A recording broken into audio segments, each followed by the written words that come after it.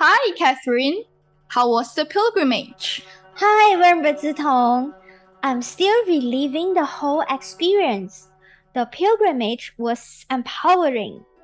Even though my legs are shaking a little from the prostrations, but I feel something has been lifted off my heart. I feel happy. Thank you for telling me about this event. Well, come on in. Have a seat and I will bring you some tea. Thank you. This pilgrimage has inspired me to make a trip to Guanyin Bodhisattva's mountain. Where is the mountain located, Venerable? I have forgotten the name that you mentioned last week. Oh, you must be talking about Mount Putuo in mainland China. Guanyin Bodhisattva's sacred residence is recorded to be at a place named Potalaka. This is recorded in the Avatamsaka Sutra, when the young pilgrim Sudana takes on the journey to learn from 53 teachers. His 26th teacher tells him to pay a visit to Avalokitesvara or Guanyin Bodhisattva and to inquire how to learn and carry out the practices of a bodhisattva. So Sudana traveled across mountains and rivers in search of the bodhisattva and finally reaches Potalaka, an island mountain composed of jewels and adorned with trees, flowers, gardens, ponds, and streams. Guanyin Bodhisattva is sitting on a diamond boulder, surrounded by a group of enlightened beings, to whom he was expounding a doctrine called the light of the medium of great love and compassion, which concerns the liberation of all sentient beings. Sudana approaches the Bodhisattva and asks the question, how to learn and carry out the practices of a Bodhisattva. Guanyin Bodhisattva replied that the Bodhisattva practice is one of great compassion in liberating sentient beings who are suffering from calamities, such as fires, flood, injuries, poison, tortures, and many more. Furthermore, one who contemplates on the Bodhisattva's name will be reborn in the wholesome realms, and even in the Bodhisattva's own realm, where one will come face to face with the Buddhas of all the worlds. Guanyin Bodhisattva's sacred place, as recorded in the Avatamsaka Sutra, has been identified with a number of Asian geographical sites, including 3 in India. The Chinese site is named Mount Putuo, which is a mountain island in the East China Sea, off the coast near the southern port of Ningbo. There is a special story about this site. A 9th century Japanese monastic named Igaku often made pilgrimages to China and brought back Buddhist teachings to Japan. On one of his trips, Igaku went again on a pilgrimage to Mount Wutai, and this time he saw a wooden statue of Avalokitesvara Bodhisattva with an elegant and refined appearance, and he wished to take this statue back to Japan, and he was permitted to bring the statue with him. When he was preparing to leave for Japan at the port by Ningbo, the statue became extremely heavy, and he was unable to bring it onto the ship. Igaku only succeeded in bringing the statue aboard the ship with the combined efforts of many merchants from Shilla. The boat then set sail and approached the waters near Putuo Shan, where huge, angry waves and violent winds impeded its progress. The ship unfortunately went aground and then drifted to a nearby cave. At that evening, Igaku had a dream. He saw a foreign monk who told him, "If you place me on this mountain, I will command the winds to send you on your way." Igaku told everyone abroad of his dream, and they were very astonished. So they came ashore and built a straw hut and placed the Guanyin Bodhisattva statue in it. After paying their last respects to the statue, they boarded the ship and successfully left for Japan. One inhabitant of Putuo, Shan, witnessed these events and enshrined the statue in his house for worship. After his death, they built the first permanent shrine to Guanyin Bodhisattva on Mount Putuo in 916 CE, and the temple is named Unwilling to Leave Guanyin Temple, or 不肯去 Guanyin Temple. Later generations of worshippers honored Igaku as the founder of Guanyin Bodhisattva's sacred sites on Mount Putuo. So if you have the chance, Catherine, definitely travel to Mount Putuo and discover the Bodhisattva for yourself. Wow, I hope I can travel there soon. You know, as I was prostrating, I can't help but think about what you have been saying to me last week. You mentioned what Venerable Master Xing always teaches.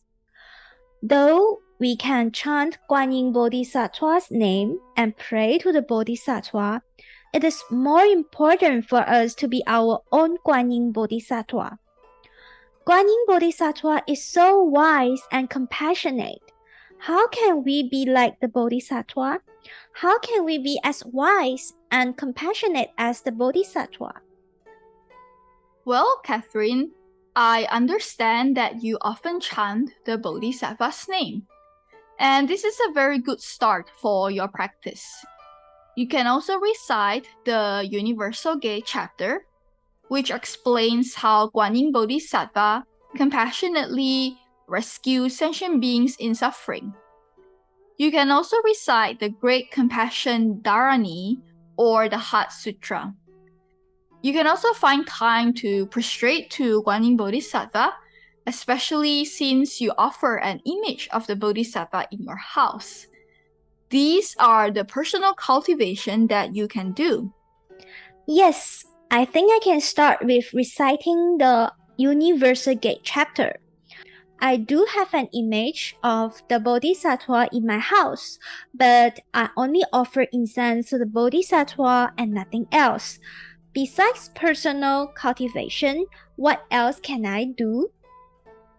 As Venerable Master explains, we can start by learning from the Bodhisattva's own practices. Guanyin Bodhisattva listens to the cries of suffering of sentient beings and help them. In daily life, we can begin with our eyes. First, we can look at everything with a pair of compassionate eyes. Upon seeing something that we don't like, or people that annoy or irritate us, instead of giving in to our negative feelings, we try to look at the situation with compassion. Furthermore, we can train our ears to listen compassionately. No matter what sounds or even noises that we are receiving, be it loud noises, harsh noises, or painful noises, we do not let them affect us. Instead, we transform these noises into gentle and pure sounds. When we are being scolded, think of it as receiving helpful advice. A compassionate lips is also much needed. Instead of harsh speech, we speak kind words. Instead of hurtful remarks, we give encouraging comments. Instead of idle chatter, we discuss the Dharma. When we read the sutras, we can see how Guanyin Bodhisattva shares her words of compassion and wisdom to all beings. Once, Chan Master Fo Ying and the famous literati Su Dongpo were taking a stroll on the road. They chanced upon a temple and saw a statue of Guanyin Bodhisattva. In the Bodhisattva's hand was a string of chanting beads. Chan Master Fo Ying immediately joined palms and paid respect to the Bodhisattva, while Su Dongbo stood on the side, staring at the statue. He asked the Chan Master, "We chant the Bodhisattva's name to pray to the Bodhisattva for our own personal problems. Why then is the Bodhisattva holding a string of beads? Who is she praying to?" Chan Master Fo Ying answered, "The Bodhisattva is also chanting Guanyin." Su Dongbo asked, "But why is she chanting her own name?" Chan Master Fo Ying replied, "Because depending on oneself is better than depending on others." Cultivation is a path towards self-improvement. We often hope that other people can extend a helping hand and lift us of our burdens. But at the end of the day, we need to help ourselves too. If we do not eradicate our own afflictions, who will? If we do not possess kindness and compassion, how can we be kind and compassionate to others? So, be the change instead of waiting for change. I see. We can start the ways we look at situations, to the way we listen, and to the way we speak. Nowadays, I have told myself to keep calm and just mentally chant Guanyin Bodhisattva in my mind when I encounter difficult situations. It really helps me to not act at the spur of the moment and do something I might regret later. Though we hold special celebrations for Guanyin Bodhisattva 3 times a year, but if we keep the Bodhisattva in our mind, then every day we are celebrating with the Bodhisattva. The Bodhisattva is always by our side. Thank you, Venerable Zitong. I learned a lot today from the pilgrimage and also from your advice. I think my faith in Guanyin Bodhisattva is strengthened. It's always good to have you in the temple, Catherine. Here's an upcoming Dharma event for you. This month's Thank Buddha It's Friday online English Dharma talk falls on October 28th at 7 p.m. Pacific Time. The topic for this month is Encountering Gandhara, a Millennium Promise with Buddha. Venerable Xing and Venerable Zong will share their personal experiences in Pakistan, where they witness the 1,000-year Buddhist heritage and relive the time when Buddhism flourished in that area. So don't forget to sign up if you want to join this Dharma talk. What an interesting topic. I would love to hear about Buddhism in Pakistan. Then this is the Dharma talk for you. Thank you for joining today's episode of English Dharma Talk. See you next week. May you find joy and inspiration in the Dharma. 阿弥陀佛。